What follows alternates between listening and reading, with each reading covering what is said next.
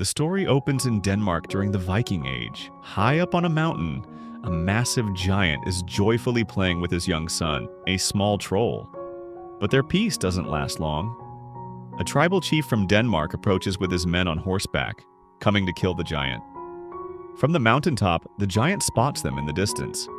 Fearing for his son, he scoops the child into his arms and runs toward the other side of the mountain. Before he can escape, the riders surround him. Desperate, the giant hides his son on the slope of the mountain, then turns to face the warriors. He doesn't fight. Instead, he tries to scare them off, hoping they'll retreat. But they stand their ground. Arrows fly, spears strike, torches blaze. The giant stumbles, loses his footing, and crashes down the mountain, dying instantly. From his hiding spot, the young troll watches in silence. The chief steps forward, removes his mask, and peers over the edge. He notices the child. For a moment, he thinks about killing the troll too. But because it's only a baby, he spares its life. Without telling his men, he simply turns away and leaves. When the warriors are gone, the small troll climbs down. By the sea, he finds his father's lifeless body. He tries to drag it away from the crows and vultures, but the body is too heavy. Heartbroken, the little troll takes a sword, cuts the body into pieces, and carries them into a cave. There, he hides the remains and begins living in solitude. Years pass. The troll grows into adulthood, but he never forgets. Every day he looks at his father's severed head and weeps, remembering his loss. Meanwhile, in the Danish tribe, a priest holds a sacred ceremony to bless the opening of a new tavern.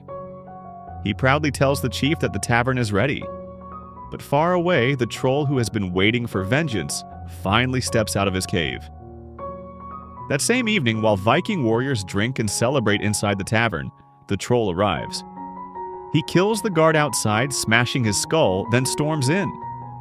Inside, he unleashes his fury, slaughtering everyone in sight. By morning, the chief and his men arrive. The tavern is filled with corpses. Warriors ripped apart, blood everywhere. Shocked, the chief demands answers from his commander. "Where were you when this happened?" he asks. The commander replies, "I was in the village. Some young men stayed behind to drink. I don't know who could have done this." Strangely, no women or elders were harmed. This unsettles the chief. The story shifts to the Vikings of Gatland, led by Leo, a renowned warrior. They set sail as always to raid and plunder, but harsh weather forces them to dock near Denmark. Back in the Danish mountains that night, the chief walks with his guard and calls out, challenging the troll. But from the shadows, the troll suddenly ambushes, crushing the guard's skull. The chief charges forward with his sword, but before he can strike, the troll vanishes into the dark. Confused, the chief wonders why the troll never fights him directly, like only his guards. By dawn, the tribe gathers at the site of the killings. The chief's wife confronts him, saying, "Our men are dying." Their wives are left as widows. Soon this village will have nothing but widows. The chief has no answer, his silence filled with shame. Later, his wife seeks out Lena, a woman once cast out by the village and now living alone on the mountain. She pleads, "You can see death before it comes. Tell me, will my husband die like the others?" Lena replies coldly, "You all shunned me, called me corrupt. Now you beg for my help?" The chief's wife says quietly, "What happened to you wasn't my fault." "It doesn't matter anymore," Lena says. "As for your husband, he won't die at the hands of the troll." With that, the chief's wife returns home in silence. Meanwhile, Leo and the Vikings of Gatland land their ship near the Danish settlement. Unaware that their arrival will soon collide with the troll's vengeance, as Leo and his men settle near Denmark, a Danish horseman rides up to confront them. "This land belongs to Vikings too," the soldier warns. "If you came here to raid, then leave at once." Leo answers calmly, "I am Leo, a warrior well known across the seas. We are not here to raid. We only seek shelter for a few days before continuing our journey." The soldier recognizes the name and nods. "We have heard much about you." "Come, I'll take you to meet our chief soon." Leo and his men are brought before the Danish chief. The chief smiles warmly. "The last time I met your father, you were just a child. Now you've become a great warrior." Leo nods in acknowledgement. That night, the chief arranges a feast in the tavern in Leo's honor. His wife personally serves the drinks. During the celebration, Leo looks around and notices something strange. "Why are there so many widows here?" he asks. "And so few men?"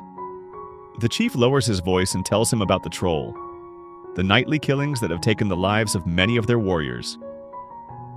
Leo listens, then declares, "If the troll comes every night to kill your men, then from this night forward, my men and I will stay here and face him."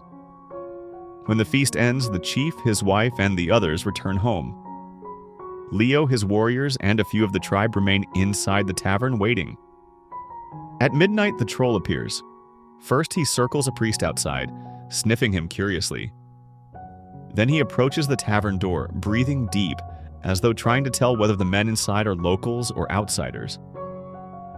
Inside, Leo and his warriors quickly prepare for battle, but instead of charging in, the troll urinates on the closed tavern door and vanishes into the night. The Vikings rush outside with swords ready, but the troll is gone. The next morning, the chief remarks to Leo, "Strange. No one was killed last night." "Yes," Leo replies. The troll came to the door, but instead of fighting, he relieved himself and walked away. Determined, Leo sets out with some of his warriors and a few Danish men to search the hills for the troll. They comb the mountains but find nothing. Defeated, they return to the village. Later, Leo goes alone to see Lena, the woman who lives outside the village. "I've heard you can see death before it comes," he says. "Yes," she answers. "And I have heard of you too, the famous Viking warrior. But why seek me out?" Leo explains, "I want to know how many lives will be lost in this fight between the troll and the Vikings. And will the troll die? I need to know so I can protect your people." Lena's eyes harden. "These people are not my people. When I was still a girl, the chief's nephew dragged me here and forced me into a life of shame. As for your question, yes, I've seen the future. The troll will die, but many Vikings will also fall and the land will run red with their blood. Truth is, these people deserve no better." "Why would you say that?" Leo presses. "Because of what they did to the troll," Lena answers. "This is their punishment. You'd be wise to stay out of it." Before Leo can ask more, his men arrive, searching for him. "Evening's coming," they say. "We need to be ready." Reluctantly, Leo leaves with them. That night, Leo meets the chief in private. "Has the troll ever killed a woman, a child, or an elder?" he asks. "No," the chief admits. "He only targets Viking men." "That means he's not just a beast," Leo says. "He's intelligent, maybe even disciplined." The chief glares. "He is slaughtering our people and you call it discipline?" "I'm not praising him," Leo replies. "I'm saying he has a reason. Until now, he hasn't touched your women, your children, or your old ones." The chief shakes his head. 20 years ago, a troll was slain. Since then, none were seen. I don't know where this one came from, but if you're afraid of him, don't fight." That evening, Leo and his warriors once again lie in wait inside the tavern.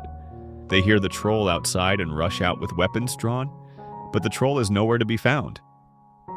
Frustrated, they turn back toward the tavern. Unseen, the troll slips away into the dark, returning to his mountain. The next day, Leo goes again to Lena. "Tell me," he says, "how can the troll be killed?" Lena looks at him coldly. "Why not return home with your men?" "Leave this cursed place," Leo answers. "Before I leave, I must know how your people can be freed from this troll." Inside Lena's hut, she casts her fortune-telling bones across the floor, searching for answers. Suddenly, a deep growl echoes outside the troll's voice. Leo rushes out, sword in hand. The troll spots him but quickly flees. Leo leaps onto his horse and gives chase, but the troll scrambles up the mountain before he can catch him. Lena follows close behind. At the summit, Leo shouts, "If you have courage, face me." "Why do you keep running away?" The troll responds in his own tongue. Lena listens, then translates for Leo. "He says his fight is not with you. You and your men have never harmed him. That's why he hasn't attacked you." Leo, taken aback, lowers his sword. He returns with Lena to her hut and asks, "Then why does he keep circling this place?" Lena explains, "Long ago, the chief's nephew dragged me into a life of shame. He died in my bed, and the people blamed me. They cast me out. After that, Viking men used to come every night to dishonor me. But since the troll appeared, none dared to touch me. That's why I will never help you kill him. He has already suffered enough." Hearing this, Leo goes back to the chief. "Through Lena, I spoke with the troll," he says. "He told her the Vikings treated him with cruelty. That's why he seeks revenge." The chief shifts uncomfortably. "We'll speak of this later," he mutters. As Leo leaves, he sees children beating a disabled man in the street. He drives them away. The crippled man looks up and says, "My father fought the troll's father. That's why the troll wiped out every man in my family. But I know where he lives. I'll show you." With the crippled man guiding them, Leo and his warriors set out by boat, landing near the mountain cave. They climb until they reach the entrance. One Viking attempts to descend but slips, nearly falling, and the others pull him back. Fear spreads among them. None dare go inside. Instead, they urinate near the cave and start to leave. But from the water beneath the rocks, the troll suddenly lunges at the man who had urinated at his home. The warriors fight him off, striking until he dives back underwater. Shaken, they return to the tavern and wait all night. But this time, the troll never comes. At sunrise, Leo steps outside, only to find the crippled man dead, slain by the troll. Shocked, Leo and his men return to the mountain. This time, they use ropes to reach the cave. Inside, they find strange objects scattered across the stone floor. One Viking smashes the skull of the troll's father and urinates on it. The troll is gone at the moment, but when he returns and sees the desecrated remains, rage consumes him.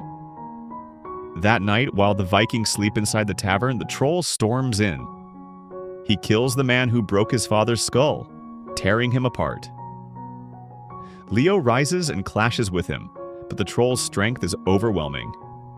The creature tries to flee through the roof, but Leo grabs his leg, wrapping a heavy iron chain around his arm. The troll thrashes and strikes him hard, struggling to break free. When an arrow pierces him, the troll makes a brutal choice. He hacks off his own hand and escapes, stumbling toward the sea. But his strength fails. He collapses on the shore and dies. Suddenly, an unseen force drags his body into the water. The next morning, the Vikings mourn their fallen, burning their bodies on pyres. Leo turns to the chief. "You didn't tell me the whole truth." "Now that the troll is dead, I want everything." The chief admits, "Years ago, we killed his father without cause. This vengeance, it is the price we paid." Leo shakes his head. "Because of your cruelty, an innocent was destroyed. That troll wasn't like you, and he never harmed the innocent." Shame weighs heavy on the chief. That night, the Vikings hang the severed hand in the tavern and celebrate. Certain the threat is gone. Most return home. Leo, however, goes to see Lena. She tells him, "I warned you, the troll is gone. But you still have more wounds ahead." She shares her secret. Years ago, the troll had come to her once. After that, he never touched her again. From that time forward, the other Vikings stopped tormenting her. "He wasn't evil," she says softly.